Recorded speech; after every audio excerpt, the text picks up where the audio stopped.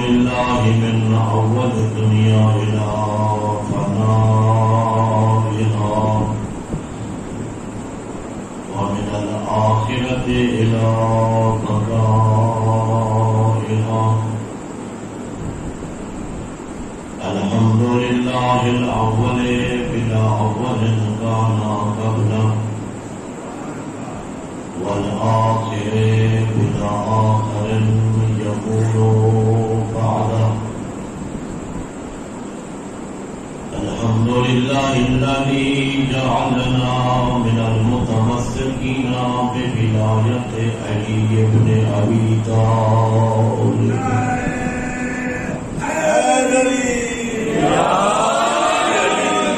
الحمد لله الذي شرفنا وكرمنا ببدايته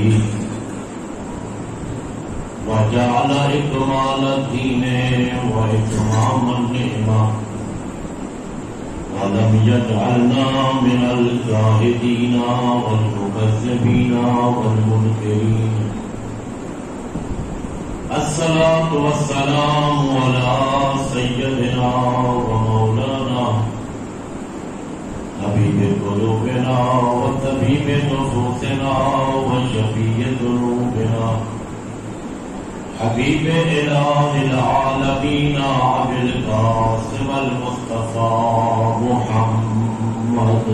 اللهم صل على محمد وآل محمد وعلى الطيبين الطاهرين المعصومين المنتجبين المنتقبين المخدومين الذين أذهب الله عنهم الرجس وطهرهم تطهيرا. اللهم صل على محمد لا سيما على بقية الله الأعظم الحجة الثاني عشر الذي بوجوده ثبتت الأرض والسماء وبجهده رزق الورى واللعنة دائم على أعدائهم أجمعين من يوم عداوتهم إلى قيام يوم الدين. أما بعد فقد قال الرسول صلى الله عليه وآله وسلم إن الحسن والحسين سيدا شباب أهل الجنة. صلى الله عليه وسلم. اللهم صل على محمد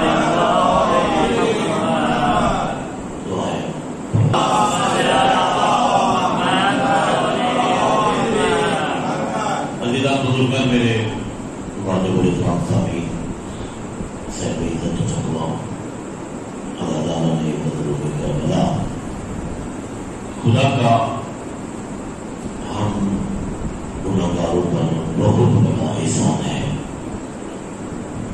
کریم اللہ نے، مہربان خالق نے، رحمان اور رحیم رب نے دنیا میں ہمیں عزت عطا کی ہے، ہمارا سر بلند رکھا ہے. آخرت میں جہنم کی آگ سے بچانے کے لیے، محشر کے میدان کی رسوائی سے بچانے کے لیے کریم اللہ نے ہمیں حسین کا عزادار بنایا ہے. سلامت رہے. سب آپ پڑھیے مل کر بابا سے بلند.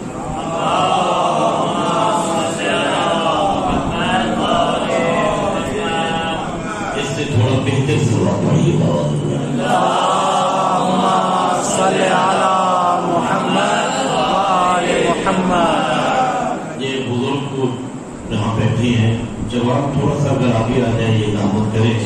سلام پڑھتے ہوئے سرکار کی تعلیم ظہور کے لیے دو قدم آگے آ جائے. اللهم صل على محمد وآل محمد. میں نے عرض کیا کہ کریم اللہ نے ہم گنہگاروں پر بہت بڑا احسان فرمایا. نبی کریم نے ہمیں دنیا میں حسین کا عزادار بنایا ہے. خدا کی بہت بڑی نعمتیں ہیں جو اللہ نے اپنے بندوں کو عطا کی ہیں. اتنی نعمتیں ہیں کہ بندہ ان نعمتوں کو اگر شمار کرنا چاہے زندگی ختم ہو جائے گی. رب کی نعمتیں بندہ شمار نہیں کر سکتا. انسان کی طاقت میں ہی نہیں ہے کہ وہ اپنے رب کی نعمتوں کو شمار کر سکے. بلکہ میں نے تو یہاں تک پڑھا ہے حضرت موسیٰ کے دور میں ایک شخص نے 70 سال عبادت کی. جب دنیا سے گیا اللہ نے کہا اسے جنت بھیج دو. جنت کے دروازے پہ پہنچا, دیکھ کر کہتے اللہم انی ادخل فی جنتک بعملی وصومی وصلاتی. پروردگار میں تیری جنت میں جا رہا ہوں اپنے اعمال کی وجہ سے جا رہا ہوں, اپنے روزے اپنی نمازوں پہ جنت جا رہا ہوں. خدا نے کہا میرے اس بندے کو روکو, اب میں نے اس کا حساب لینا ہے. میں نے اس کا حساب لینا ہے. خدا نے کہا فرشتوں اس میرے بندے کا حساب اس کے بدن کی قریب ترین نعمت ہے آنکھ. بائیں آنکھ سے اس کا حساب شروع کرو. ایک آنکھ کی نعمت بھی ایک طرف رکھتے چلو اور اس کی عبادت بھی رکھتے جاؤ. صاحب کتاب نے لکھا کہ ابھی بائیں آنکھ کی نعمتیں باقی تھی, 70 سال کی عبادت ختم ہو گئی. یہ تو ڈاکٹر سے پوچھے نا, اس آنکھ میں خالی آنکھ تو دور کی بات ہے, یہ جو آگے اللہ نے آنکھ کی حفاظت کے لیے یہ بات بنایا نا, ہاں پلکیں ہیں, ڈاکٹر سے پوچھے ان کی اہمیت کتنی ہے. ابھی نعمتیں باقی تھی, 70 سال کی عبادت ختم ہو گئی. بندہ تھا, سمجھدار تھا, پروردگار غلطی ہو گئی ہے مجھے معاف کر دے, میں کرم ہوتا ہوں اپنے عمل کے ذریعے جنت میں جاؤں. خدا نے کہا چلو اعتراف کر لیا نا, اعتراف, اسے جنت بھیج دو. اب توجہ کرنا, اسے جنت بھیج دو. اب جنت کے دروازے پہ رکا, تیور بھی بدلے ہوئے, لہجہ بھی بدلا ہوا. دیکھ کر کہتے اللہم انی ادخل فی جنتک بفضلک وکرمک. اے میرے کریم اللہ, میں تیری جنت میں اپنے عمل کی وجہ سے نہیں, تیرے فضل کی وجہ سے جا رہا ہوں. عزیزہ اس نے ہم پر فضل کیا, ہم پر بہت بڑا احسان کیا ہے کہ اس اللہ نے ہمیں اہل بیت کی محبت عطا کی ہے. ماں کی آغوش میں, بلکہ میں یوں کہا کرتا ہوں کہ اللہ نے بن مانگے ان کی محبت ہمیں عطا کر دی. سوچا کرو, اب یہ وقت آپ بیٹھے ہیں, انتظار کرتے رہے, بڑا لمبا سفر ہوتا ہے, تم نے اپنے اختیار میں نہیں, تھوڑی تاخیر بھی ہوگی, آپ انشاءاللہ معاف بھی کرنے والے ہیں. اللہ آپ کو اس کا اجر بھی عطا کرے انشاءاللہ. بیٹھے ہیں, کس لیے بیٹھے ہیں؟ محبت آل محمد میں. اور یہاں آپ کا بیٹھنا, یہاں آپ کا آنا بہت بڑی عبادت ہے. میں کتاب خصائص الحسینیہ اس میں ایک روایت پڑھ رہا تھا کہ اللہ نے اس مکان کو, جگہ کو عزت اتنا دی ہے جہاں حسین کی مجلس ہو جائے. 11 فضیلتیں عطا کی ہیں اللہ نے. کوئی روایت میں قید نہیں ہے کہ وہ امام بارگاہ ہو, وہ مسجد ہو, وہ بھی مقصود جگہ, کوئی جگہ کی قید نہیں. صرف روایت میں اتنا ہے کہ جہاں حسین کا ذکر ہو اللہ اس جگہ کو 11 عظمتیں عطا کر دیتا ہے، 11 فضیلتیں عطا کرتا ہے۔ پہلی فضیلت، جہاں مظلوم کربلا کی مجلس ہو اس جگہ کی عظمت یہ ہے کہ اس مکان پر جتنا دیر کوئی بندہ بیٹھا رہتا ہے اللہ کے فرشتے اس پہ درود پڑھتے رہتے ہیں، خدا کے فرشتے اس پہ درود پڑھتے ہیں۔ اور پھر دوسری فضیلت اس کی یہ لکھی گئی ہے، جس لیے میں نے یہ روایت آپ کو سنانے کا دل کا، دوسری فضیلت یہ ہے کہ اللہ آپ کو مکہ لے جائے، آمین تو کہتے ہیں، دعائی کرتا ہوں آپ لوگوں کے دل میں۔ یہ ہماری محفل میں مدنی بھی بیٹھے ہیں ماشاءاللہ، جو کافی عرصہ وہاں خدا کیا ہے، خدا آپ کو بھی مکی اور مدنی بنائے، لیکن ان جیسا نہیں، محبت اہل بیت والا مکی اور مدنی بنائے۔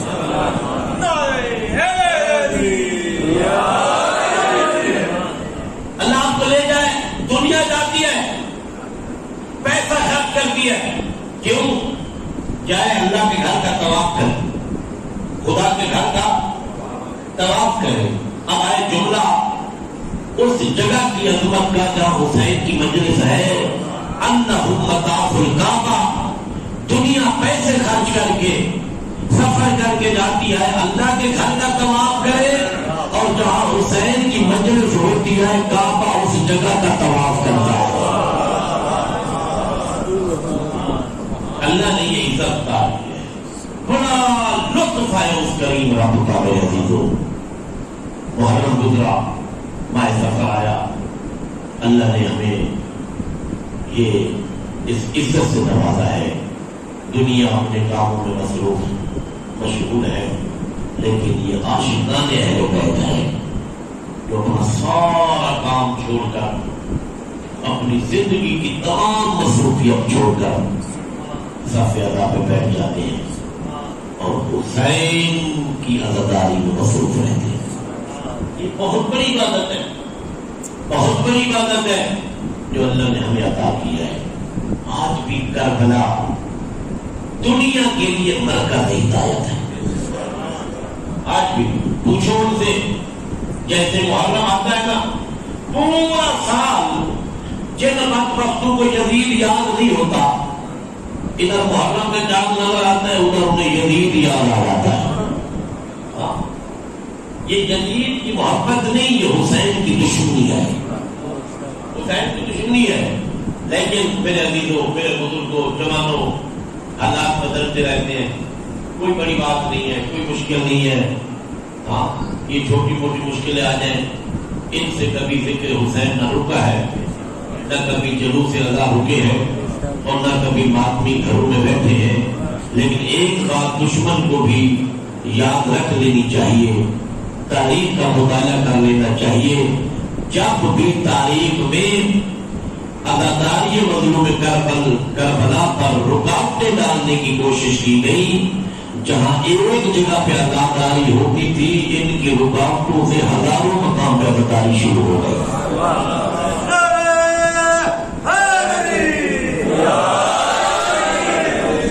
یہ عزاداری عشق اہل بیت ہے، یہ عشق حسین ہے، یہ عشق حسین کا سمندر کبھی رکنے والا نہیں۔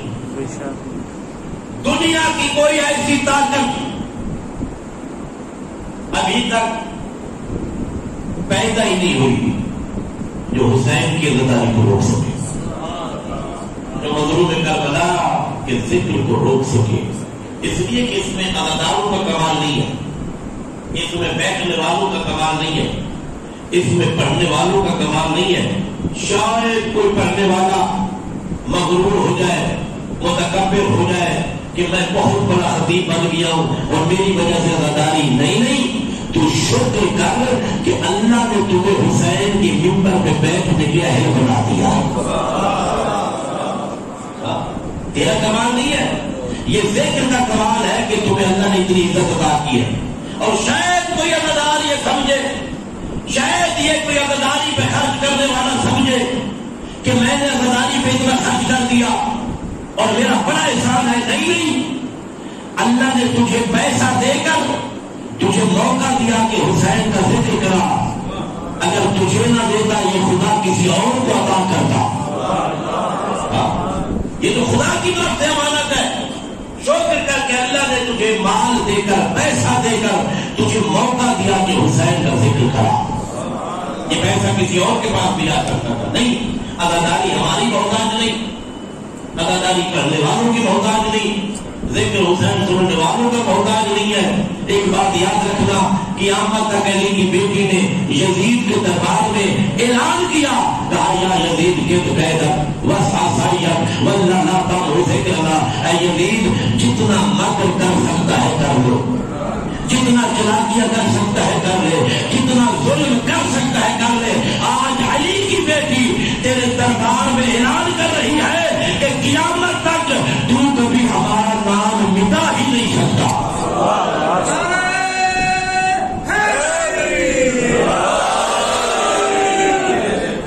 علی کی بیٹی کا اعلان ہے، معصومہ عالمہ غیر معلومہ بی بی کا اعلان ہے. قیامت تک کوئی حسین کا نام مٹا نہیں سکتا جس نام کو اللہ بلند رکھنا چاہتا ہو. دنیا کی کیا طاقت ہے اس نام کو پست کر سکے؟ ہاں، بلکہ یوں تو ہوں کہ وہ یزید جو حسین کو شہید کر کے خوش تھا کہ میں کامیاب ہوا، جس سر کو جھکانا چاہتا تھا اسی سر کو خود اٹھا کے چل رہے تھے.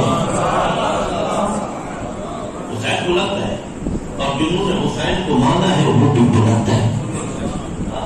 کبھی ذہن میں نہ لانا حسین کا مزار غریب ہوتا ہے. نہیں، دنیا میں سب سے بڑا امیر حسین کا مزار ہے. دنیا میں سب سے بڑا غیرت مند حسین کا مزار ہے. دنیا میں سب سے بڑا امیر وہ ہے جس کے دل میں حسین رہتا ہے. کیوں؟ دلیل کیا ہے؟ آپ پوری کائنات، پوری دنیا کی تحریکوں کو دیکھو، انقلابی تحریکیں، بیداری کی تحریکیں، آزادی کی تحریکیں، اپنے حقوق لینے کی تحریکیں، دنیا میں جتنی بھی تحریکوں کا مطالعہ کرو گے ان کے سب سے آگے تمہیں حسین کا عاشق نظر آئے گا.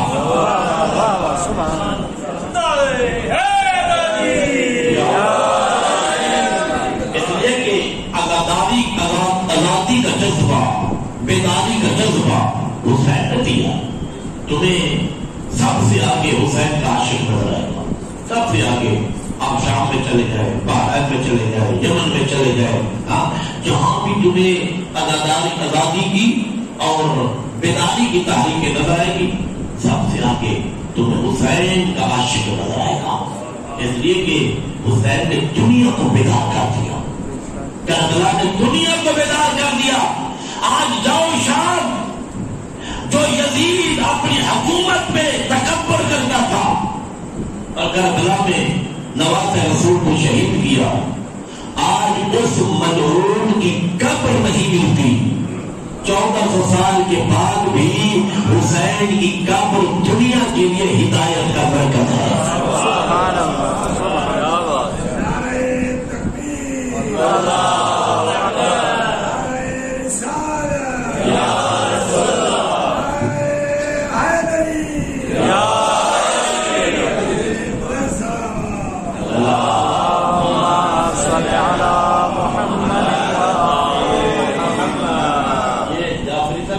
پچھلے سال کا ٹائم میرے لیے رکا ہوا ہے. سلام پڑے بابا نے بولا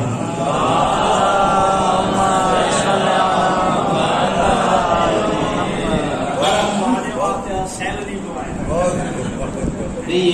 انشاءاللہ یہ سارا زمانہ رکا ہوا ہے حجت خدا کے. سب انتظار کر رہے ہیں سرکار حجت کی. سرکار کی تاجیل دور کے لیے بلند سلوات پڑھیں.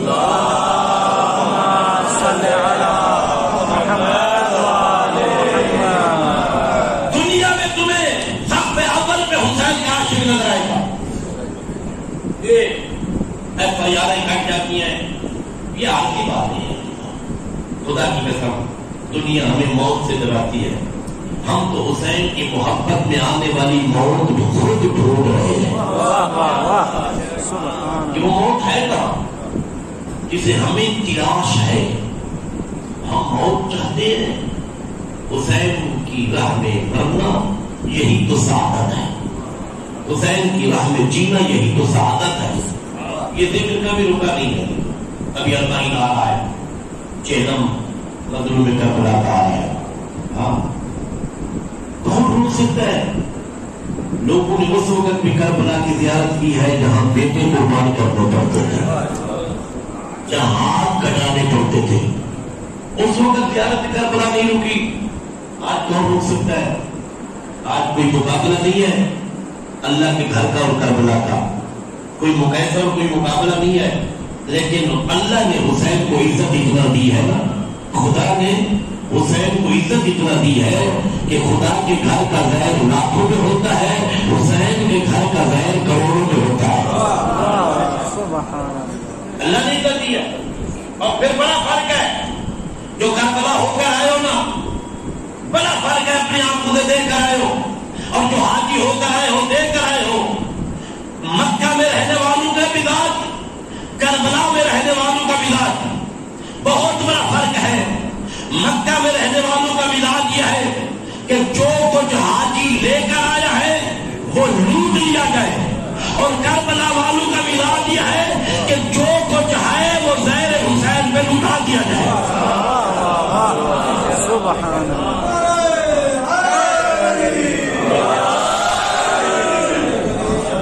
جو کچھ بھی ہے یہ کس نے عزت دی ہے؟ ذہن بہتر چلتا ہے، بزرگان علماء بڑے بڑے افسر وزیر پکڑ پکڑ کے زہر کو اس کے جوتے پالش کر رہے ہیں، اسے کھانا کھلا رہے ہیں، اسے بستر دے رہے ہیں۔ یہ کس نے عزت دی ہے؟ یہ حسین کی عزت کہ ہمیں عالم عاشق حسن دو۔ یہ حسین کون ہے کہ پوری دنیا جس کی عاشق نظر آتی ہے، صرف شیعہ نہیں ہے، صرف شیعہ نہیں، صرف مسلمان نہیں، غیر مسلم بھی حسین کا عاشق نظر آتا ہے۔ کون ہے حسین؟ حسین نے قربانی اتنی بڑی دی ہے نا، قربانی اتنی بڑی دی ہے حسین نے کہ غیر مسلم کو بھی بیدار کر دیا حسین نے۔ ان حسین کی کہ ہمیں عالم عاشق دوست، پوری دنیا حسین کی دیوانی نظر آتی ہے، حسین کی عاشق نظر آتی ہے۔ کربلا چلے کبھی زندگی میں ایک جملہ کرنا چاہتا ہوں، معصوم فرماتے ہیں کربلا کی زیارت کی اہمیت کے حوالے سے بہت زیادہ روایات نقل ہوئی ہیں، بہت زیادہ۔ معصوم فرماتے ہیں کہ زندگی میں اولاد کو، بچوں کو نمک اور پانی پہ گزارا کرانا پڑے تو کرانے کا، لیکن زندگی میں ایک مرتبہ کربلا ضرور جانا، زندگی میں ایک مرتبہ کربلا ضرور جانا۔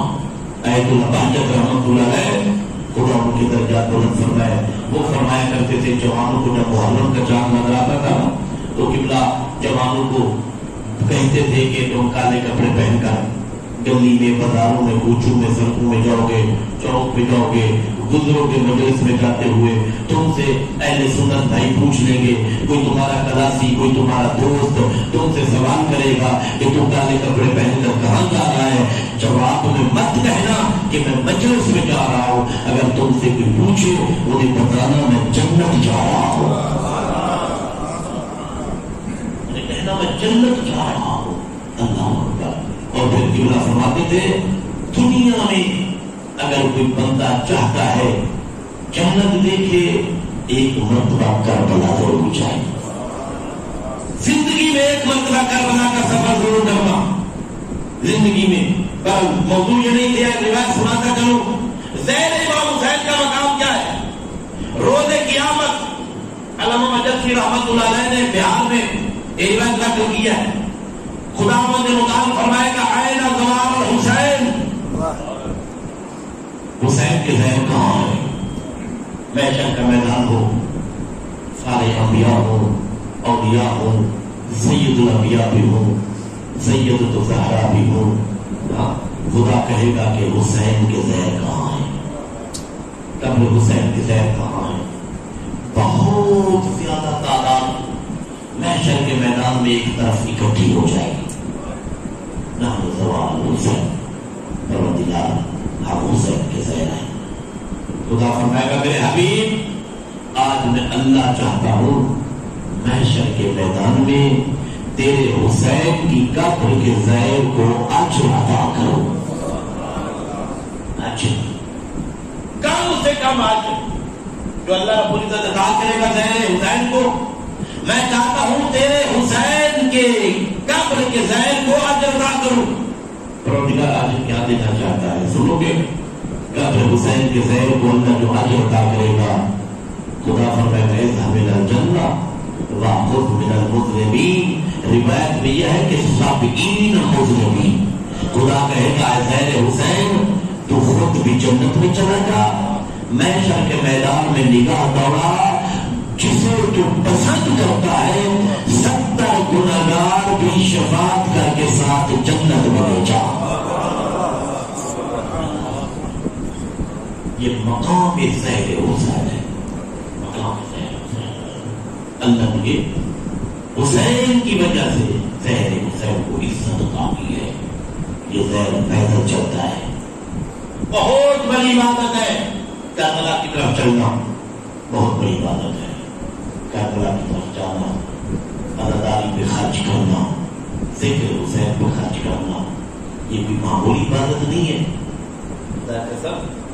خدا کا شکر ادا کیا کرو جب ذکر حسین صف عذاب چاہتے ہو اس پہ خرچ کرتے ہو، پھر خدا کا شکر ادا کیا کرو۔ پروردگار جو تم نے دیا ہے نا، تیرے دیے ہوئے سے حسین کے نام تو میں نے خرچ کر دیا۔ یہ مال اللہ کسی اور کو بھی دے سکتا تھا، بہرحال یہ بہت بڑی خدا کی نعمت ہے ہم پر کہ اللہ نے حسین کی محبت عطا کی، حسین کا ہمیں عزادار بنایا، اور دنیا میں یہ دعا بھی کیا کرے پروردگار روز قیامت ہمیں حسین کے عزادار کی صف میں اٹھانا، حسین مظلوم کربلا کے عزاداروں کی صف میں پروردگار ہمیں اٹھانا۔ بہت بڑی، یہ مولانا اقبال چشتی اہل سنت کے بہت بڑے عالم ہیں، سوشل میڈیا کا دور ہے۔ عظمت حسین بیان کرتے ہوئے انہوں نے ایک بڑا قیمتی جملہ کہا، اہل سنت کی محفل ہے، پڑھنے والے بھی اہل سنت کے عالم دین اور سننے والے بھی اہل سنت عالم دین۔ مولانا اقبال چشتی فرماتے ہیں یاد رکھنا میں اعلان کر رہا ہوں روز قیامت کسی کا باپ بھی حسین کی محبت کے بغیر جنت نہیں جا سکتا۔ کیسے جا سکتا ہے؟ دشمنی حسین سے اور جائے حسین کی جگہ میں، یہ کیسے ممکن ہے؟ کہتا ہے کہ حسین جنت کے سردار ہے، اور جنت کے سردار سے بندہ کرے دشمنی، ہاں دنیا میں کسی وڈیرے کے ساتھ دشمنی کر کے اس کی ریت بن کے اس کے علاقے میں بندہ نہیں رہ سکتا، اور آخرت میں جہاں جاگیر ہی ساری حسین کی ہوگی اور وہاں بندہ کہے کہ حسین سے دشمنی کر کے جنت میں چلا جائے، ممکن ہی نہیں ہے، ممکن ہی نہیں ہے۔ ہاں ہم نہیں کیا کہتے کہ صحابہ کو نہ مان، ہم نہیں کہتے، کبھی ہم نے بھی نہیں کسی کو اجازت دی کہ کوئی صحابہ کی توہین کرے۔ میرے بھائی اگر اہل سنت یہاں بیٹھے ہیں جو آواز لائیو کر لیا ان کے لیے پیغام دے رہا ہوں، ہمارے مکتب میں ہمارے بزرگان نے، ہمارے مراکز اور علماء و مجتہدین نے باقاعدہ فتویٰ کیا، اعلان کیا کہ کسی کے مقدسات کی توہین کرنا جائز نہیں ہے، بلکہ حرام ہے، حرام ہے۔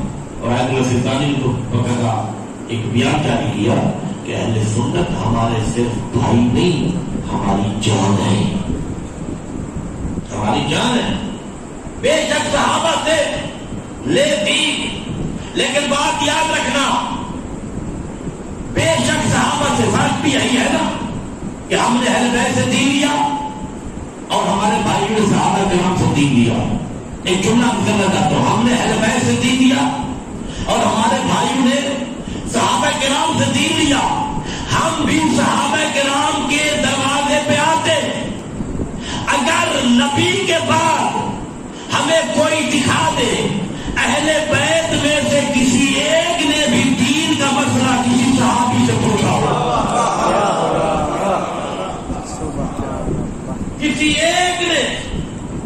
حیدر کرام نے کسی صحابی سے دین کا مسئلہ پوچھا ہو، حسن مصطفیٰ نے پوچھا ہو، حسین مظلوم کربلا نے پوچھا ہو، زین العابدین نے پوچھا ہو، باقی العلوم نے پوچھا ہو، نہیں اہل بیت میں سے کوئی بھی تمہیں نظر نہیں آئے گا کسی نے صحابی سے دین کا مسئلہ پوچھا ہو۔ ہاں تمہیں میں بتاتا ہوں صحابی نے صرف دین کا مسئلہ نہیں پوچھا بلکہ مسئلہ خلافت سے اٹھے، اپنی کرسی سے اٹھے، علی کی بارگاہ میں آئے، دین کا مسئلہ سنا اور پھر جب جا رہے تھے دنیا کو بتا رہے تھے اگر علی نہ ہوتے میں ہلاک ہو جاتا،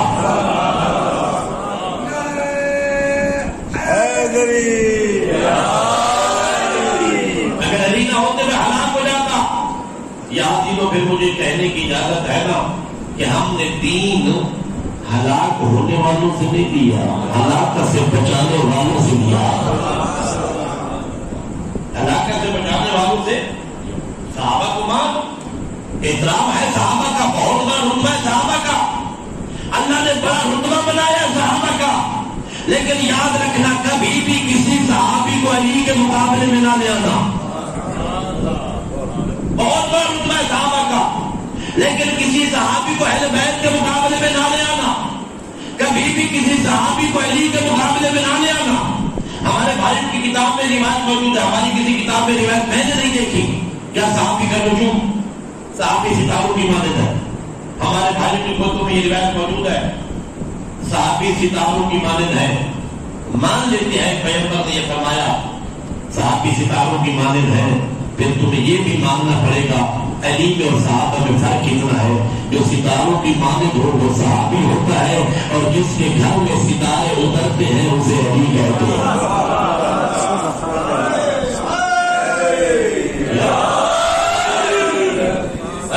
صحابہ کا، لیکن کبھی اہل بیت کے ساتھ نہ ملانا۔ اللہ نے بڑا رتبہ دیا ہے، بڑا رتبہ دیا ہے۔ اور آج کا نیا شور قبلہ جوادی صاحب عجیب ہے، پہلے شیعوں سے دشمنی تھی، اب شیعوں سے دشمنی بڑھ گئی ہے، اب اذان میں علی ولی اللہ دہشت گردی لگنے لگی ہے۔ اذان میں اہل سنت عالم دین وہ خطاب کر رہے تھے، وہ کہتے ہیں کہ اگر اذان میں علی ولی اللہ تمہیں اچھا نہیں لگتا تو وہ کعبہ کیسے اچھا لگتا ہے جہاں علی رہتے؟ اگر علی ولی دہشت گردی ہے تو ان سے ذرا یہ پوچھنا چاہیے کہ ہمیں بتاؤ غدیر میں پیغمبر نے اعلان کس چیز کا کیا تھا؟ تمام اہل سنت کی کوتوں میں روایت موجود ہے، من قلت مولا بعد علی مولا۔ میں نے خود تفسیر کبیر آیا بلغ آیا غدیر کے ضمن میں علامہ فخر الدین رازی 10واں قول العاشر میں نقل کرتے ہیں، نازلت هذه الآیۃ فی فضل علی بن ابی طالب۔ علامہ فخر الدین رازی نے حضرت عمر سے یہ روایت نقل کی، حضرت عمر فرماتے ہیں کہ یہ حدیث یہ روایت من قلت مولا اس وقت پیغمبر نے بیان فرمائی جب علی کی فضیلت میں آیت غدیر اتر چکی تھی۔ حضرت عمر فرماتے ہیں 10واں قول ہے۔ اور پھر علامہ فخر الدین کہتے ہیں کہ جب پیغمبر نے اعلان کر دیا فلقی عمر، سب سے پہلے حضرت عمر آگے بڑھے مبارک کے لیے، سب سے پہلے علامہ فخر الدین رازی کہہ رہے ہیں سب سے پہلے حضرت عمر آگے بڑھے، اور پہلا جملہ کیا کہا؟ یا علی اصبحت مولائی، اے علی آج کے بعد تو مجھ عمر کا مولا بن گیا ہے۔ یہ فخر الدین رازی نے جملے لکھے، ذمہ داری جان کر رہا ہوں، یا علی آج کے بعد تو مجھ عمر کا مولا بن گیا ہے۔ تو اس حدیث کے ذریعے پیغام دینا چاہتا ہوں، خبردار آج کے بعد جو علی کو مولا کہے اسے مشرک نہ کہنا، انہیں کافر نہ کہنا، اس لیے کہ غدیر میں اعلان کے بعد سب سے پہلے مولا حضرت عمر نے مانا ہے۔ سب سے پہلے مبارک حضرت عمر نے دیا ہے۔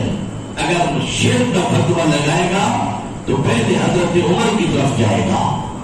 زیادہ فتوے سوچ سمجھ کر دیکھنا سلام پڑھی مل کر آواز ہے.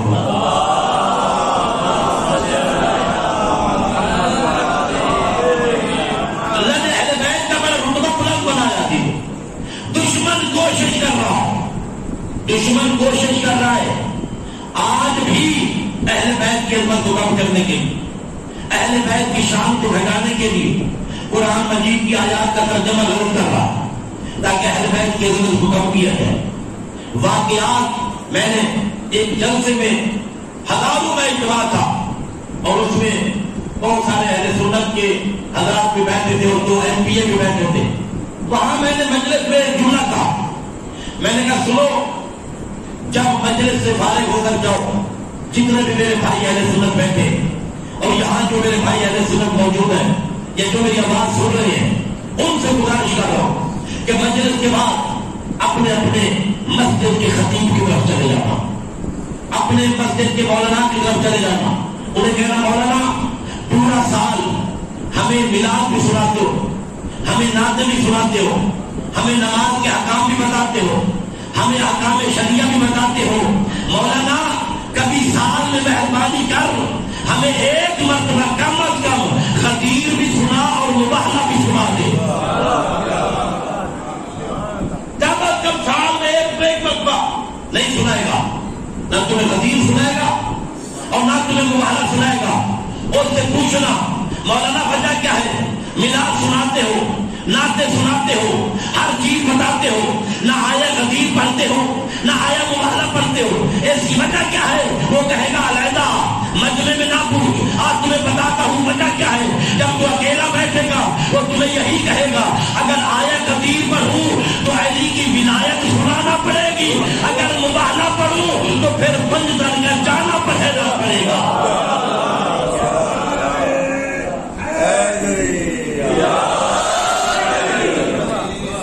جب آیا مباحلہ سناؤں گا تو لوگ پوچھیں گے مولانا بتا گئے کون تھے؟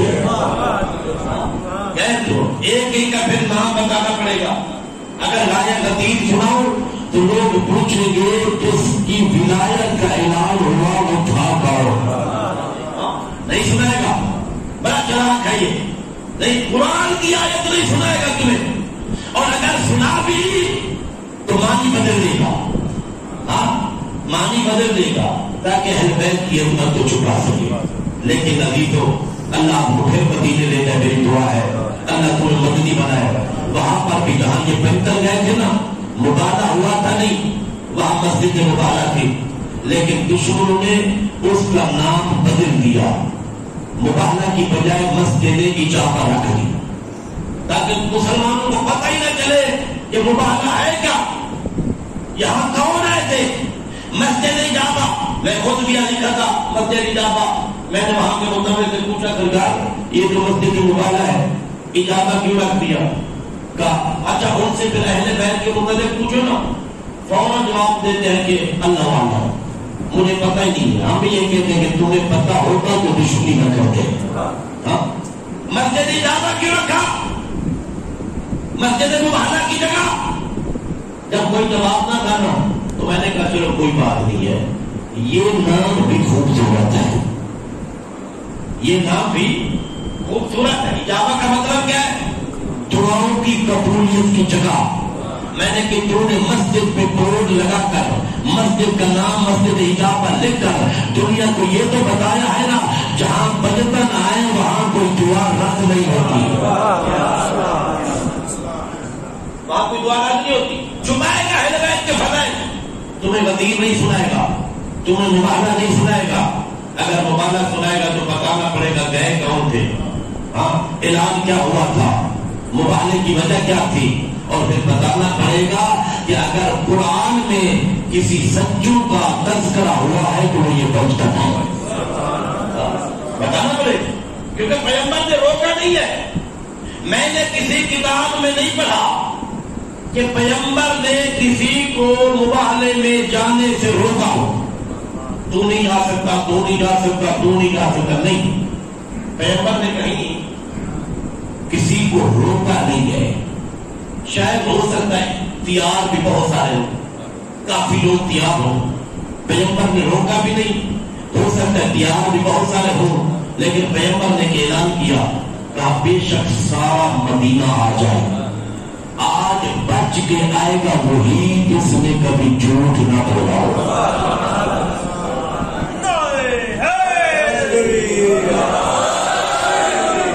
جس نے کبھی جھوٹ نہ بولا ہو، اگر اجازت ہو تو پھر اعلان کروں، ہمیں کسی کے صدیق ہونے کا انکار نہیں، ہمیں کسی کی صدیقہ ہونے کا انکار نہیں، لیکن قرآن میں اللہ جس صدیقہ کا اعلان کر رہا ہے وہ بطول ہے، جس صدیق کا اعلان کر رہا ہے وہ علی ہے۔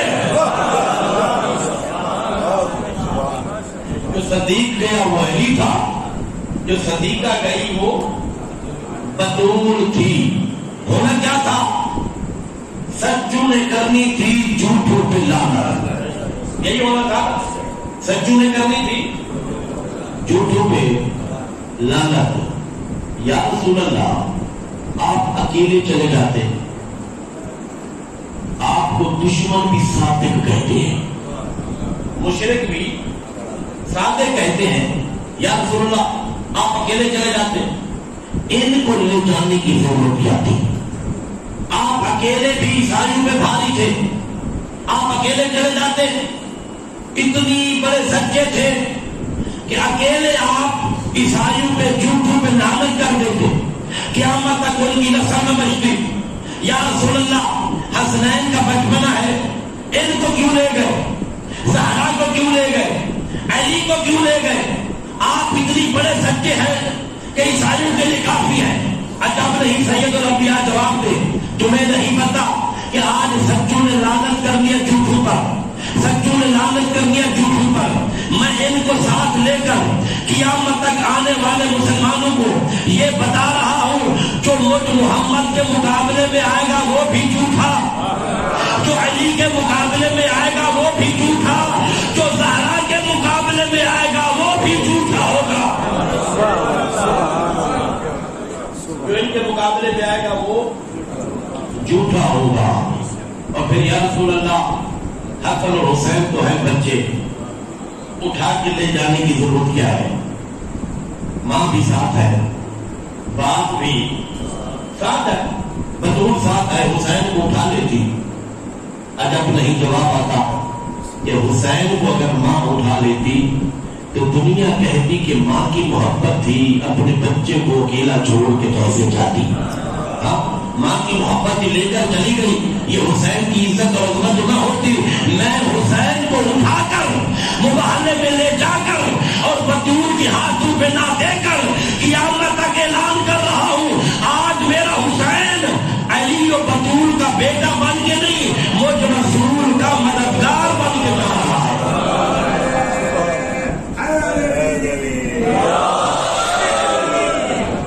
آج حسین میرا مددگار بن کے جا رہا ہے۔ بس آخری جملہ آپ کو پیغام دینا چاہتا ہوں، مبالغہ نہیں ہوا، مبالغہ عیسائی تھے پہچان میں، آج کوئی عیسائیوں پہ لعنت کرتا ہے؟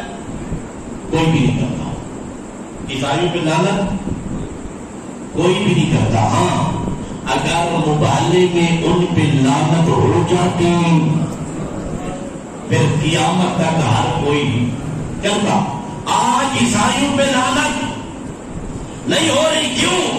اس لیے کہ عیسائی مقابلے سے ہٹ گئے تھے، عیسائی سمجھدار نکلے، پنجتن کے مقابلے سے ہٹ گئے، لعنت سے بچ گئے، یزید بے وقوف نکلا، حسین کے سامنے ٹک گیا، قیامت تک لعنت کا حقدار ہو گیا۔ جو بھی ان کے مقابلے میں ٹکا وہ لعنت کا حقدار ہو گیا، مبالغہ ہوا نہیں۔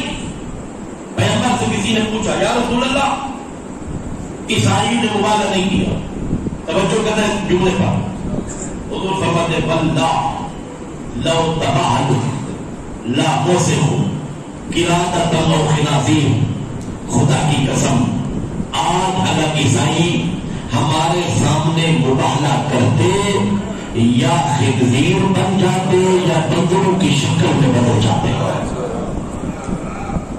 لیکن دین بن جاتے یا بدلوں کی شکل میں بدل جاتے تو کہو تم جملہ کہہ دو اس پیغمبر کے فرمان کی روشنی میں حضور بتا رہے ہیں قیامت تک اگر کوئی ہمارے مقابلے میں آیا چہرے سے تمہیں بے شک انسان نظر آئے گا اندر سے یا وہ بندر ہوگا یا خنزیر ہوگا اس لیے کہ انسان ان کے مقابلے میں سید الانبیاء کے مقابلے میں نہیں آتا.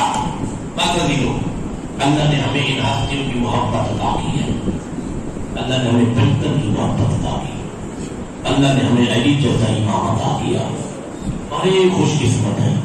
لیکن میرے عزیزو ایک جوانوں کے لیے بچوں کے لیے اپنے وزیر بیٹھے ہیں ان کے لیے گزارش کروں گا کہ جس طرح علی کی ولایت ہمارے دلوں میں ہے نا جس طرح ہم علی کو مولا مانتے ہیں نا اپنی زندگی کے ہر لمحے میں ہر شعبے میں ہر وقت اپنے وقت کے امام کو بھی یاد کرنا چاہیے.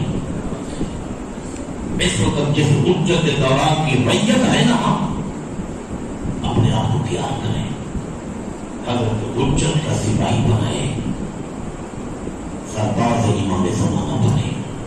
کیسے بنیں گے؟ امام کو یاد ہی نہ کریں ہم خود اپنا حساب کریں. ابھی مجلس کے بعد جانا تھوڑی دیر کے لیے سوچنا اپنا محاسبہ کرنا کہ جس امام کے زمانے میں میں رہتا ہوں اس امام کو میں کتنی مرتبہ یاد کرتا ہوں. فکر کی بات ہے کہ جس امام کے زمانے میں میں زندگی گزار رہا ہوں اس امام کو کتنی مرتبہ یاد کرتا ہوں. کہ ایسا تو نہیں ہے کہ من ماتا ولم یعرف امام زمانے ماتا میتۃ جاہلیہ کہ کہیں میں اپنے امام کی معرفت کے بغیر مر گیا تو جہالت کی موت نہ مر جاؤں. یہ حدیث دوسروں کے لیے نہیں ہے صرف سب کے لیے ہمارے لیے بھی ہے کہ ہم امام زمانہ کو مانتے ہیں حضرت کی غیبت کا عقیدہ رکھتے ہیں حضرت کو آخری حجت خدا مانتے ہیں خاتم الاوصیاء مانتے ہیں. لیکن میرے عزیزوں میرے جوانوں میرے بھائیوں کبھی ہم نے سوچا بھی ہے کہ حجت خدا ہم سے چاہتے کیا ہے؟ کبھی ہم نے اپنی زندگی میں امام کو یاد بھی کیا ہے کبھی حضرت کے ظہور کی دعا بھی کی ہے. روایت میں عالم دین موجود ہے بہار میں روایت موجود ہے کہ ہر شب جمعہ ہمارے اعمال حجت خدا کے پاس جاتے ہیں ہمارے اعمال حجت خدا کے ہم گناہ کریں نا چھوٹا بچہ دیکھ رہا ہو نا اس سے شرم آتی ہے اس سے حیا آتی ہے گناہ نہیں کرتے. ذرا سوچیں ایک گناہ کرتے وقت بچے سے شرم آتی ہے اگر وہی گناہوں کا اعمال نامہ میرے امام کے پاس پہنچے اور میں کہوں کہ میں ہوں امام زمانہ کا سربراز. پاکستان کی فوج میں جوان بھرتی ہوتے ہیں نا کوئی میرٹ ہے یا نہیں ہے فوج میں بھرتی ہونے کا تعلیم ہو قد بڑا ہو چھاتی کھلی ہو ہاں فوج میں بھرتی ہونے کا کوئی میرٹ ہے؟ میرے عزیزوں امام زمانہ کی فوج میں بھرتی ہونے کا میرٹ ہے. امام کی فوج میں بے نماز نہیں ہوگی امام کی فوج میں وہ جوان نہیں ہوں گے جس کے چہرے پہ داڑھی نہ ہو. اپنی پیشانی پہ سجدوں کے نور سے بتا کہ میں امام زمانہ کا سپاہی ہوں. اس وقت بھی ہماری حفاظت وہی کر رہی ہے. آج دنیا میں ابھی کو جتنا ظلم تشیع پہ ہوا کسی پہ نہیں ہوا لیکن جتنا تشیع ابھری ہے کوئی نہیں ابھر سکا. جتنا طاقت اور عزت تشیع کو ملی ہے کسی کو نہیں ملی. اتنا تاریخ میں قتل کے باوجود شہادتوں کے باوجود پھر بھی تشیع محفوظ اس کا راستہ محفوظ اس کے جوان محفوظ اس کے رفتار محفوظ. اس کی وجہ کیا ہے؟ امام زمانہ خود فرماتے واللہ یرفع اللہ البلاء بی من شیعتنا میرے وجود سے اللہ ہمارے شیعوں سے مصیبتوں کو ڈالتا ہے. امام فرماتے اگر تم آج بچے ہوئے ہو نا مجھ حجت خدا کے وجود کی وجہ سے بچے ہوئے. اتنی تمہارے اوپر ظلم ہوا، بم بلاسٹ ہوئے، خودکش ہوئے، ہزاروں میں جنازے اٹھائے گئے. امام فرماتے ہیں پھر بھی تمہاری تعداد بڑھ رہی ہے، کم نہیں ہو رہی. یہ تمہاری تعداد کا بڑھنا، تمہاری عزاداری کا بڑھنا اس بات کی یقینی دلیل ہے تو پردے میں تمہاری حفاظت کر رہا ہے. اس حجت خدا کو تمہارا، اس امام زمانہ کو کم از کم 5 نمازیں پڑھتے ہیں نا، کم از کم ہر نماز کے بعد امام کے ظہور کی دعا کرو. اتنا تو حق بنتا ہے نا امام کا. امام کے زمانے میں رہتے کم از کم اتنا حق تو بنتا ہے نا. اور امام کہیں چھپ کر بیٹھے ہوئے بھی نہیں ہیں. یہ ایک عام تصور دیا جاتا ہے کہ امام کہیں پردہ گھر میں چھپ کر بیٹھے ہوئے. نہیں میرے عزیزو، امام کہیں چھپ کر بھی نہیں بیٹھے ہوئے. ہماری آنکھوں پہ پردہ ہے، وہ پردے میں نہیں ہے، وہ ہمیں دیکھ رہے ہیں. میں نے کتب مہدویت میں مستند روایات پڑھی ہیں کہ جب حضرت کا ظہور ہوگا، جس زمانے میں یہ عزادار، یہ شیعہ امام کے چاہنے والے موجود ہوں گے، وہ کہیں گے مولا میں نے تو آپ کو جنت البقیع میں دیکھا تھا، میں نے تو آپ کو بین الحرمین دیکھا تھا، میں نے تو آپ کو طواف کرتے ہوئے دیکھا تھا. امام فرمائیں گے میں تجھ سے دور کب تھا، میں تجھ سے دور کب تھا، میں تو تیرے ساتھ تھا، میں تو تیرے درمیان تھا، تو مجھے نہیں پہچانتا تھا، میں تو تمہیں دیکھ رہا تھا. جس امام ہمیں دیکھ رہے ہیں، ہمارے اعمال کو دیکھ رہے ہیں، ہماری حفاظت کر رہے ہیں، اس مکتب کی حفاظت کر رہے ہیں. بس مکتب کا زیادہ نہ لو. آج تیرا سفر گزر گئی، زیادہ انتظار نہ کرو. اس شہادی کا مسئلہ پڑھنا ہے جس کا سن بہت کم تھا، دکھ سب سے زیادہ سہے.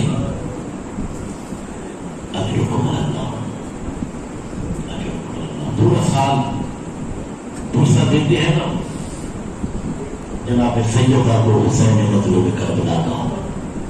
آئے آج مل کر مولا حسین کو جناب سکینہ کا پرسہ دیں. اللہ آپ کی بیٹیوں کے بندوں کو سلامت رکھے. جتنے مسائل بیویوں نے سہے ہیں نا، سن چھوٹا تھا، وہ سارے مسائل سکینہ نے برداشت کیے. سارے مسائل کو بڑے دکھ 4 سال کے سن میں سکینہ نے دیکھے نہیں. اور بڑی محبت ہوتی ہے باپ کے ساتھ، بیٹی کو بڑی محبت ہوتی ہے. جتنے صاحبان اولاد بیٹھے ہیں اور خاص طور پر جن کی بیٹی ہے، وہ جانتے ہیں کہ بیٹی باپ سے محبت کتنا کرتی ہے. عزیزو، بیٹی سکینہ جیسی جسے حسین کے سینے کا تویز کہا گیا ہے. مکاتب نے لکھا شب عاشور ساری رات سکینہ سوئی نہیں. ساری رات جس طرف حسین جاتے ہیں بابا کے پیچھے پیچھے سکینہ چلتی، جہاں حسین بیٹھتے سکینہ بیٹھ جاتی. ایک مقام ایسا آیا، رو کر کہتے ہیں حسین سکینہ بیٹی کل سے سونے کی ترتیب بدل جائے گی. جنہوں نے عبادت کرنی ہے رو کر کہتے ہیں میری بیٹی سکینہ کل سے سونے کی ترتیب بدل جائے گی. میری بیٹی اصغر میرے سینے پہ سوئے گا، تو کل سے خاک پہ سوئے گی.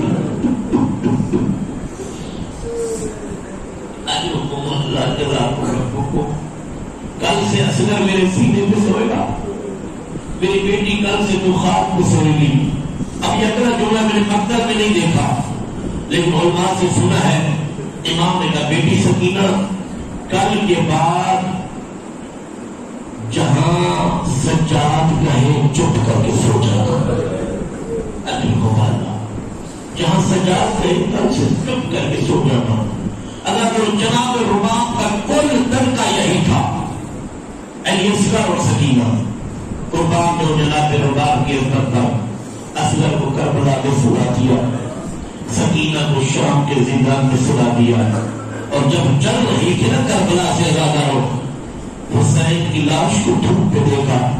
اتنی باوفا تھی جناب رباب دیکھ کر کے میرے حسین تمہیں دھوپ پہ دیکھ کر جا رہی ہو, میں رباب وعدہ کرتی ہوں جب تک زندہ رہوں گی کبھی دھوکہ پانی نہیں دوں اور کبھی سائے میں نہیں بیٹھوں گی. اجرکم اللہ جزاکم ربکم. حضرت بڑے مسائل جناب سکینہ نے سہے. اگر جناب زینب سلام اللہ علیہ کے خیمے چلے ہیں سکینہ کا دامن چلا ہے. جناب زینب کو اگر تالیاں میں لگے ہیں تو سکینہ کو تماچے لگے ہیں. آزاداروں جناب زینب کے سر سے چادر اتری ہے نا سکینہ کے کانوں سے دور اتاری ہے. شام غریبہ کا ایک جملہ آپ کرتا چلو آزاداروں. شام غریبہ حمید روایت کرتا ہے جب خیمے چلے ہیں نا بچے تسبیح کے دانوں کی طرح تقسیم ہو گئے. کہتے میں نے دیکھا ایک چھوٹی سی بچی ہے جس کی دامن کو آگ لگی ہوئی ہے. وہ بچی دوڑ رہی ہے. امین کہتے میں قریب گیا, بچی مجھے دیکھ کر ڈر گئی. بچی دوڑنے لگی. کہا ہمارے پاس کچھ نہیں بچا, جو کچھ تھا وہ لوٹا گیا ہے. امین کہتے میں نے کہا بچی میں تجھ سے کچھ لوٹے نہیں آیا, میں تیرے دامن کی آگ بجھانے آیا ہوں. اگر تو جب یہ سنا نا حمید کہتے وہ بچی رک گئی. رو کر کہتی یا شیخ میرے دامن کی آگ نہ بجھا, مجھے نجف کا راستہ بتا. حمید کہتا میں نے پوچھا بچی میں کب کیوں جاتی ہے کیوں پوچھتی ہے. دیکھ کر کہتے شیخ اس نجف میں میرا دادا ہی رہتا ہے. میں اپنے دادا کے پاس جا کے رو کر بتاؤں گی دادا اٹھو میرا دادا مارا گیا. اجرکم اللہ جزاکم ربکم. حاضر بڑی سفر کی مشکلات سکینہ نے سہی. اب یہ مقتل صاحب کتاب المقائد نے بل حوادث نے یہ مقتل کے جملے پیچھے آزاداروں کئی مرتبہ یہ سفر کی مشکل ہے نا مائیں سفر کرتی ہیں. فطرت بھی یہی آزاداروں جب سفر میں چھوٹے چھوٹے بچے ہونا بچوں کو مائیں اپنے ہاتھوں سے پکڑ لیتی ہے. پکڑ لیتی ہے کہ بچہ مجھ سے بچوں نہ جاؤ, کہیں بچہ مجھ سے گر نہ جائے. اگر ماں اپنے بچے کو چھوڑتی نہیں ہے کہ بچہ میرے سفر میں مجھ سے جدا نہ ہو جائے. اگر مقتل نے لکھا یہ عجیب سفر تھا. ماؤں نے بچوں کو نہیں پکڑا ہوا تھا, ماؤں کے ہاتھ پسے گردن تھے, بچوں نے ماؤں کو پکڑا ہوا تھا. کبھی یہ معلوم اردو کو اتنی تاطیانے مارتے تھے جب بچے گرنے لگتے نا ایک جملہ کہتے اماں میں گر رہا ہوں, ماں رو کر کہتی بیٹا اللہ کے حوالے. اجرکم اللہ جزاکم ربکم جزاکم ربکم. حاضر ایک مقتل کا جملہ صاحب کتاب المقائد والحوادث نے لکھا ہے. ایک منزل ایسی آئی کہ جناب سکینہ اونٹ سے گر گئی. جناب سکینہ اونٹ سے گر گئی. چند ایک فرسخ پہ قافلہ جب پہنچا نا حسین کے دو کے نیزہ پہ سر وہ نیزہ اللہ کر رو گیا. کوشش کی عمر ابن سعد نے تو وہ نیزہ حسین کے سر والا چلے ادا کر نہیں چلا. یہ منون داغیاں کا لے کر سید سجاد کے پاس آیا کہ تیرے بابا کے سر والا نیزہ نہیں چل رہا. ادا کر سید سجاد نے رو کر کہا بابا میری پشت زخمی ہے. کہ سجاد میں کیسے چلوں, میری سکینہ گر گئی, میرے سینے کا تویز گر گئی. ادا کر سجاد نے کہا میری زنجیریں کھولو میں بہن کو لینے جاتا ہوں. ادا کر شمع نے کہا نہیں تو بیمار ہے, تو قیدی ہے, دیر ہو جائے گی. ادا کر حبیب کہتا ہے زاجر ابن قیس یہ وہ ملعون تھا مقتل والوں نے لکھا جس نے سب سے زیادہ چھوٹے چھوٹے بچوں پہ ظلم کیا تھا. ادا کر یہ زاجر ابن قیس چلا. حبیب کہتا ہے میں نے دیکھا یہ بڑا ملعون ہے, یہ بچوں پہ بڑے ظلم کرتا ہے, یہ بچی پہ ظلم کرے گا. حبیب کہتا ہے میں نے بھی گھوڑا اس بچی کو اس کے ظلم سے بچا لوں. حمید کہتا ہے بچی کی اپنی قسمت. جب میں پہنچا قیامت کا منظر تھا.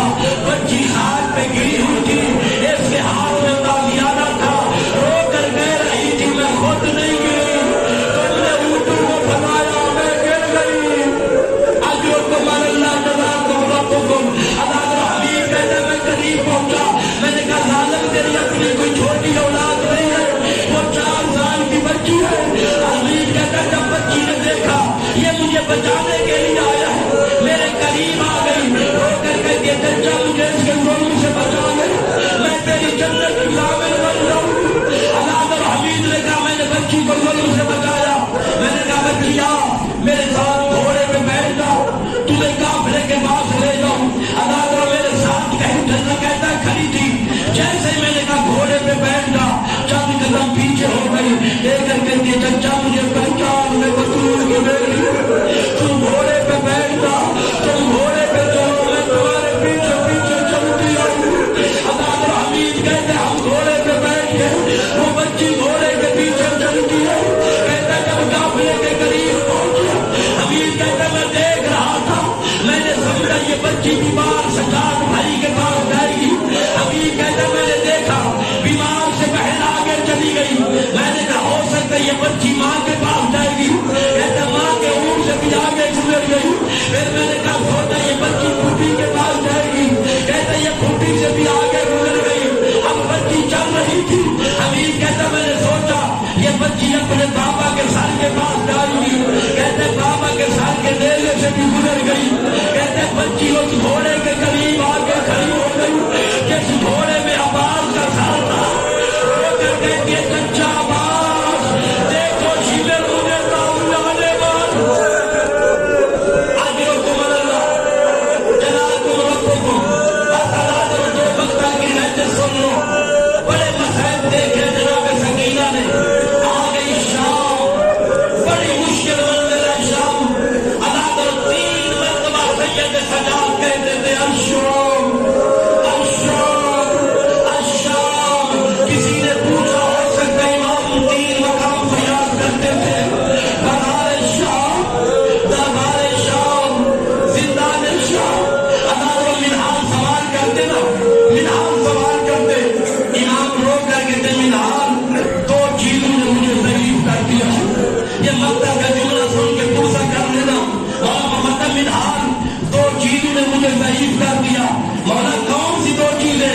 کا منہال ایک پھوپھی زینب کے 90 سال نے مجھے ضعیف کر دیا, اور دوسرا سکینہ کے سوالوں نے مجھے ضعیف کر دیا. اللہ امام فرماتے منہال جب پرندے صبح جاتے نا, سکینہ پوچھتی تھی بھیا سجاد یہ کہاں جا رہے ہیں. میں کہتا بہن سکینہ یہ روزی کی تلاش میں. جب یہ پرندے واپس جاتے سکینہ پوچھتی سجاد یہ کہاں جا رہے ہیں. بہن سکینہ یہ وطن جا رہے ہیں. رو کر کہتی بھیا سجاد وہ بھی دن آئے گا ہم بھی اپنے وطن میں واپس جائیں گے. اجرکم اللہ جزاکم ربکم. بس اللہ تو ایک روایت مقتل کی, اللہ آپ کا پرسہ قبول کرے. خدا اس عالم میں کسی بچی کو یتیم نہ کرے. حالات آدھی رات کا وقت ہے, میدان شام ہے. بابا کو خواب میں دیکھا سکینہ نے, بابا کو خواب میں دیکھا بلند بلند گریا شروع کر دیا. اللہ سکینہ اٹھی نیند سے, آنکھیں بند ہے, رو کر کے جب پھوپھی زینب میرا بابا کہا, میں ابھی مجھے ملنے آئے تھے, میں نے ابھی اپنے بابا کو دیکھا ہے, میرے بابا مجھے ملنے آئے تھے. اللہ اتنا بلند سکینہ نے گریا کیا کہ ہر بیوی نے بلند بلند گریا کیا. یہ رونے کی آواز یہ بھی تک پہنچی کہ یہ بیویاں کیوں رو رہی ہیں, کہ بچی اپنے بابا کو رو رہی ہے, کہ یہ بچی ہے کس کی, کہ یہ حسین کی بیٹی ہے, کہ حسین کا ساتھ لے جاؤ جا کے بچی کو دو. یہ بچی خاموش ہو جائے, یہ بچی چپ ہو جائے. اللہ نے حسین کا ساتھ تاشت میں رکھ دیا, اوپر رومال تھا.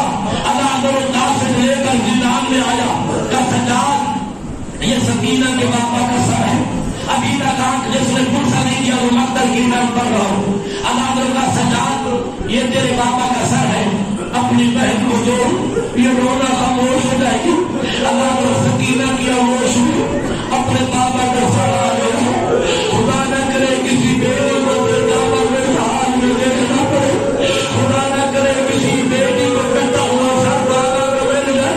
وہ بیٹی مرنے سے پہلے مر رہی ہے. حضرت حسین کی بیٹی نے اپنے بابا کے سر سے رومال کو ہٹایا, اپنے بابا کو چہرے کو دیکھا, حضرت چہرہ خون میں گرفتار تھا. پہلا جملہ کہا یا بابا وہ کون ہے جس نے مجھے بچپن میں یتیم کر دیا؟ بابا وہ کون ہے جس کے تیری رگو کو کاٹ دیا؟ اجروں کو مرنا بس سکینہ پرسا دیتی ہے, سکینہ پرسا دیتی ہے, بہن پڑھتی رہی اللہ. اب مقتل کا ایک جملہ ہے, شاید میں پہلی مرتبہ یہ جملہ پڑھ رہا ہوں. آیت الانصاریہ نے آیت الابتحی نے یہ دونوں جملے اللہ پڑھے. سکینہ نے ایک جملہ کہا یا بابا نظر کن, یا بابا نظر کن اے پیتر مہربان امیدم. آیت الانصاری نے جملہ کہا بابا نظر کن اے پیتر مہربان امیدم, فقط تنہا کودا کے طوفان سویدم. اے بابا میری دادی زہرا کے بال جوانی میں سفید ہو گئے. بابا ذرا دیکھ تیری سکینہ کے سر کے بال بچپن میں سفید ہو گئے. اجروں کو مرنا جزاکم ربکم عذاب نظر کن اے پیتر مہربان امیدم, تنہا کودا کے تو منہ سر سفیدم.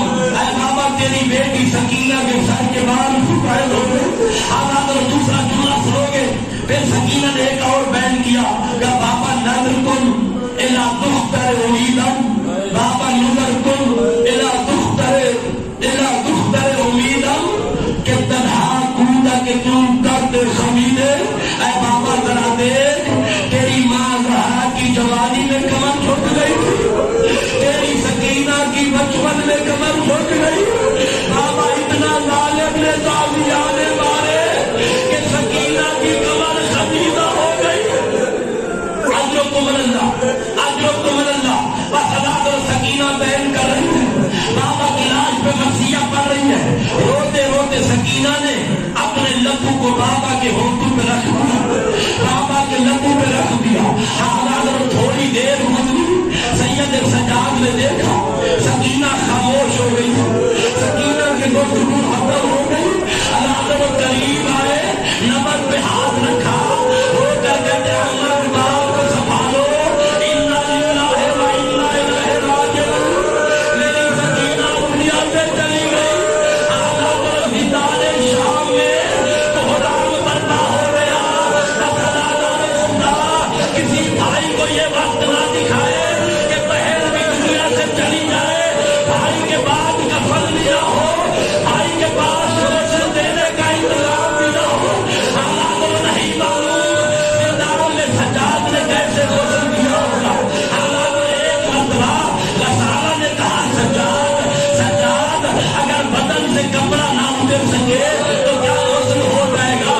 کہا کیا وجہ ہے؟ کیا سکینہ کے بدن پہ زخم اتنا ہے کہ قمیض اتارنے لگتی ہوں بدن سے خون نکلنے لگ جاتا ہے. اجرکم اللہ بدن سے خون نکلنے لگ جاتا ہے. اتنی بدن پہ داغ آنے لگے کہ بدن کا کوئی حصہ خالی نہیں ہے. نہیں معلوم کیسے غسل ہو گیا, نہیں معلوم سید سجاد نے بہن کو کیسے غسل کیا. ہمارے مقاتل نے لکھا اسی میلے کرتے میں سید سجاد نے بہن کو کفن دے دیا. سید سجاد نے اپنی بہن کو قبر کے حوالے کر دیا. آزاد اور سکینہ کی ہوگی تنفیر, قبر کی تاکی بند ہو گئی. آزاد اور ادھر رہائی کی خبر مل گئی, ادھر رہائی کی خبر مل گئی. آزاد اور بیویاں اپنے اپنے محملوں میں بیٹھ گئی.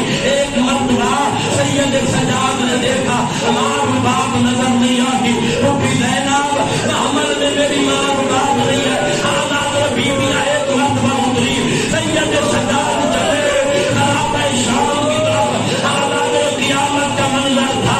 آ کر کیا دیکھا, رباب نے اپنے آپ کو سکینہ کی قبر پہ گرایا ہوا ہے. رو کر کہتی ہے بیٹی سکینہ اٹھو. ہم روز پوچھا کرتی تھی اللہ وطن کا واپس جائیں گے, سکینہ اٹھو.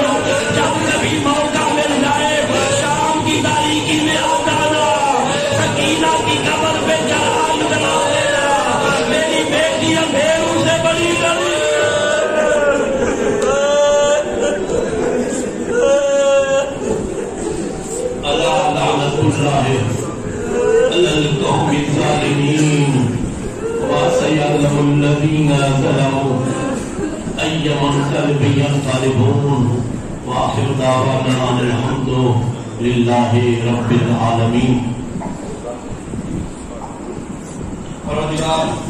محمد